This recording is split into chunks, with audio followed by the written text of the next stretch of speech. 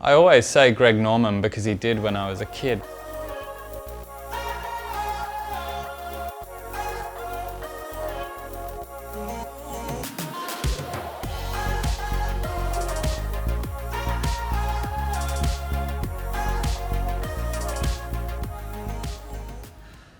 Just experience, I really think. Maybe my personality was fairly level-headed anyway, but just experience, and at some point realizing that the highs and lows didn't really work well for me, more so out of frustration, just learning how to deal with it and move on. That's life, and we've got to get on with it. Obviously, winning events is what we're trying to do, but there are certain rounds of golf that I play that I think are more impressive than necessarily winning an event. So there are a couple of rounds, specifically one in Ohio in 2006 that I think is probably the best one round of golf I've ever played, that come to mind. So although the focus is on winning tournaments, there are a few other moments that feel quite special, like that doesn't get looked at as much as some of the achievements. I always say Greg Norman because he did when I was a kid, and I think for me that's when I was at my most impressionable moment.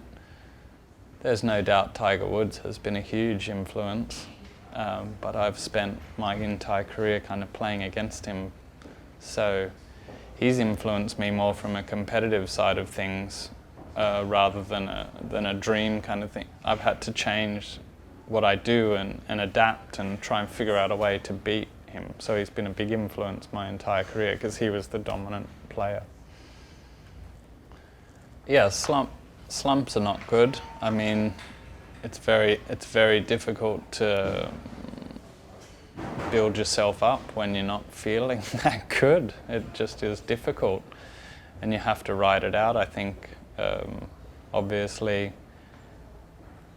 a support around you is incredibly important, but somehow it all comes down to finding that self-belief again, and that's what you have to have.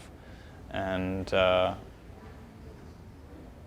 it's very easy to say, it's not always that easy to do, but I think if you keep a couple of key points front and foremost of when you were playing well or achieving or being successful, what were the couple of key things that did then, and then try and use them to bring you back. Certainly it can be as simple as that. I think we complicate things way too much, so I think when you're struggling you want to keep it fairly simple and not search too hard to find that self-belief. Slumping like for months is difficult. I mean, golf is so based around confidence. It's such a skill-based sport, not necessarily athletic-based, that it's just up to me to influence the ball. I'm the only one moving it. No one's hitting it back to me, no one's throwing it at me, only I can move the ball, so it's completely up to me as to what happens to that golf ball.